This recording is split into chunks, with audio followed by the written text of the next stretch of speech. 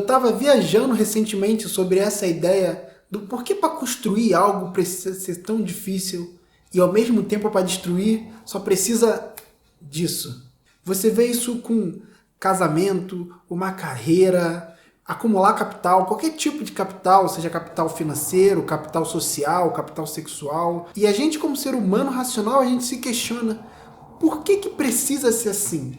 Por que não poderia ser ao contrário? Seria bem melhor, não? Será que iria? E antes de mergulhar nisso, eu preciso deixar definido o que eu quero dizer por importante, por valioso. E eu digo isso numa perspectiva, vamos dizer assim, que social, porque a gente consegue entender o que é importante, o que é valioso pra gente. Por exemplo, ter um corpo forte, saudável, que aguenta realizar tarefas físicas, isso é importante para qualquer pessoa.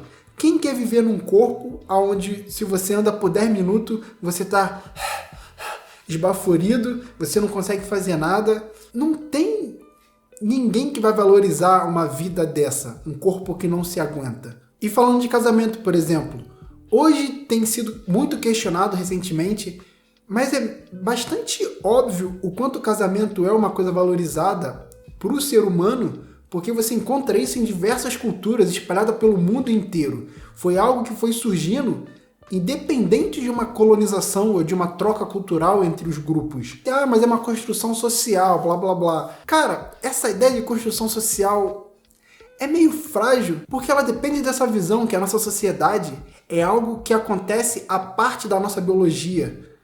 Sendo que a nossa sociedade, ela é fruto da nossa biologia. A nossa sociedade só é do jeito que é, porque a gente é o animal do jeito que a gente é. Nós somos animais sociais. E a nossa sociedade surge dessa nossa natureza. Ela faz parte da nossa natureza. E isso não é sobre o que você deveria fazer com a sua vida. Não é que você deveria ser magro ou que você deveria casar. É só sobre o quanto a gente encontra valor e importância em certas coisas do nosso dia a dia.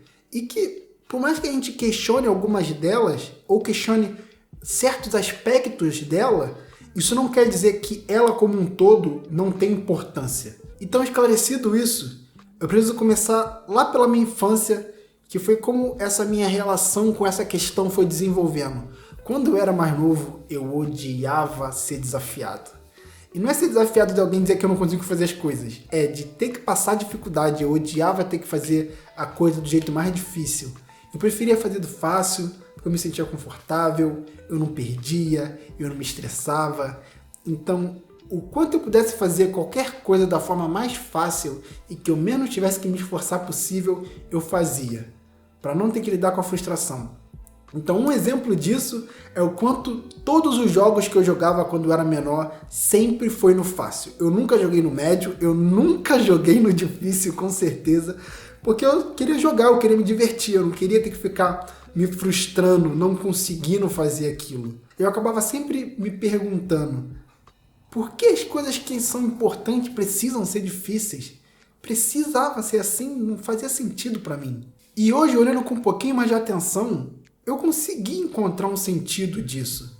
As coisas não eram tão simples e rasas como eu via quando eu era mais novo. Então eu fui fazendo uns exercícios imaginativos sobre o que aconteceria com o mundo se as coisas que a gente acha importante fossem fáceis de construir e difíceis de destruir. E uma das primeiras coisas que eu comecei a perceber foi que a gente perderia esse filtro que ajuda a gente a identificar, por exemplo, quais são as pessoas capazes das que não são e quais a gente deveria valorizar das que a gente não deveria dar tanto valor. Não é sobre não valorizar, é não dar tanto valor. Então, por exemplo, os seres humanos que a gente considera que chegaram no máximo de evolução com relação à sua humanidade que um ser humano conseguiu alcançar.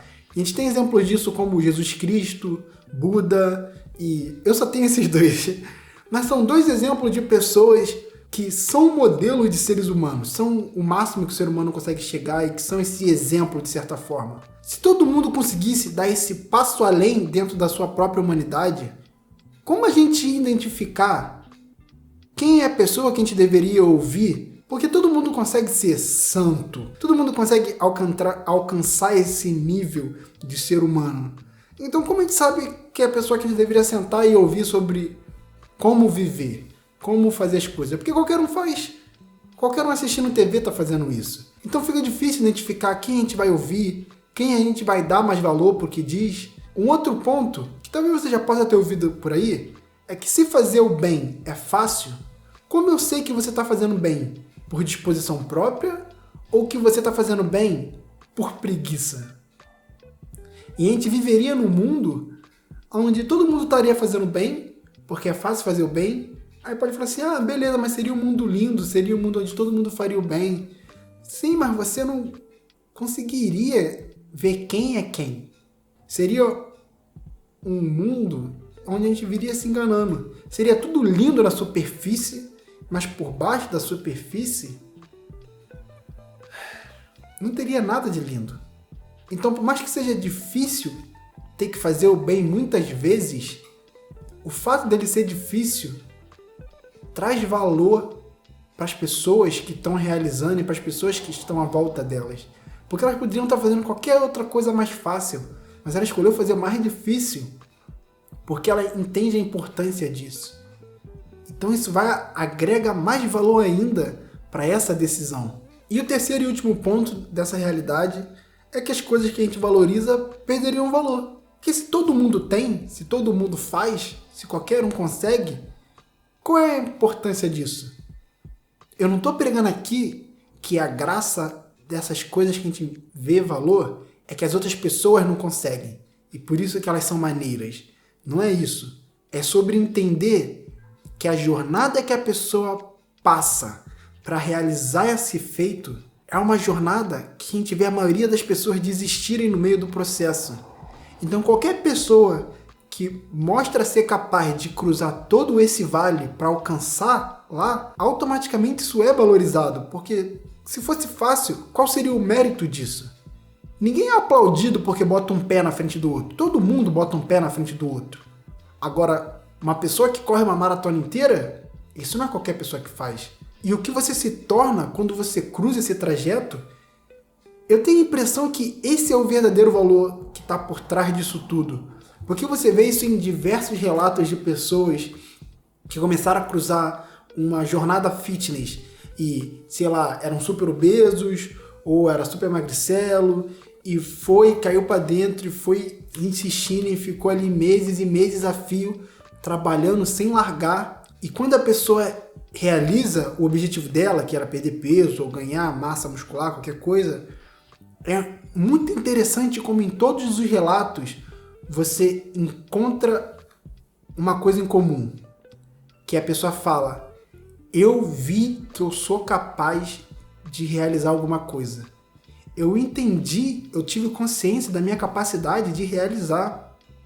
E as pessoas falam o como depois que elas começaram a praticar um esporte, começaram a entrar na academia, isso abriu a mente dela para outras coisas. E você vê muito como atletas ou atletas que foram aposentados hoje são empresários com uma facilidade, assim, com um certo molejo, porque eles vieram do esporte. E o esporte molda esse seu caráter. O esporte transforma o seu ser. E essa transformação só é capaz de acontecer quando alguém cruza por essas dificuldades e vai atravessando elas. E esse parece que é o verdadeiro tesouro no final dessa linha de chegada. Não é sobre o físico que você alcança, não é sobre um casamento de 50 anos, ou sobre a quantidade de dinheiro que você acumulou, mas é sobre o que você se torna nessa jornada. E isso realmente não tem preço, porque nada tira isso de você. Uma pessoa que construiu um capital financeiro partindo do zero, se essa pessoa perde tudo num dia da vida, isso não é um grande problema, porque ela sabe quanto ela é capaz de realizar de novo. Percebe como isso é diferente, é outro nível? Agora vamos olhar para o ser humano como um animal que ele é. Como o ser humano se comporta quando tudo que ele tem vem de mão beijada? Quando tudo é fácil? Você consegue imaginar um ser humano nessa situação? Se você pensou em filhos de família rica, você já consegue ter noção de como é um ser humano que vive quando tudo que ele tem já é dado por garantido. Agora imagina que todos os seres humanos fossem viver nessas condições, nesse mundo onde é fácil de construir as coisas e difícil de desconstruir elas. É aí que a face feia dessa realidade começa a se revelar. se já não se revelou antes, você vê o quanto o ser humano não valoriza quando as coisas são dadas de bandejas. Quanto mais algo na mente de um ser humano se apresenta como dado, como garantido, menos valor ele dá para aquilo. É a nossa natureza, não tem o que fazer. Parece que a dificuldade e o medo de perder movem a gente num nível que nem a gente consegue perceber.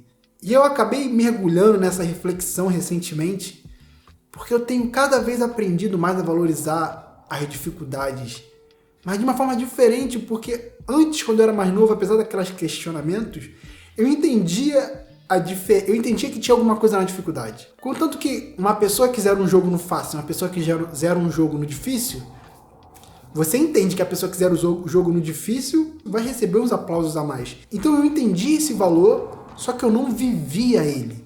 Mas ultimamente eu comecei a viver ele e me empurrar nessas dificuldades, me fazer atravessar elas. E é como eu falei, mano, o prêmio é real o que você se torna. E é impressionante quando você vai enfrentando os desconfortos e entrando nos pedaços, nas áreas da vida onde você não sabe o que está acontecendo, você não entende o que está rolando ali, mas você continua aí, você não foge, você não corre para a luz, você vai mergulhando cada vez mais na escuridão. Aquela escuridão, seus olhos começam a se adaptar com ela e ela começa a não ficar tão escura. E quanto mais você permanece ali, mais claras as coisas vão ficando para a sua visão. E aos poucos, aquele pedaço escuro onde você não ia de jeito nenhum porque ele era escuro, passa a ser uma nova parte clara da sua vida. E é onde você mergulha mais uma vez na parte escura. E é um jogo que nunca termina. E não precisa terminar, porque pelo menos eu tenho estado fascinado com a ideia do o quão longe eu consigo ir, o quanto eu consigo realizar. E para descobrir isso, eu vou ter que continuar me colocando e mergulhando na escuridão. Eu adoro viajar nesses temas e ir desenrolando as ideias e ver o que eu encontro de perspectivas novas ou de formas de olhar para um objeto que eu não tinha parado para perceber ainda. E se você gosta desse tipo de vídeo, eu vou deixar um vídeo aqui onde eu questiono essa ideia de que o sistema faz as pessoas ignorantes para eles se manterem no poder. É o sistema que mantém as pessoas burras. E eu não concordo com isso. Eu acho que tem outros aspectos, outros fenômenos que explicam o porquê que as pessoas se atraem tanto por se manter na ignorância e gostam de se manter nessa posição. Te vejo em outro vídeo e busque conhecimento.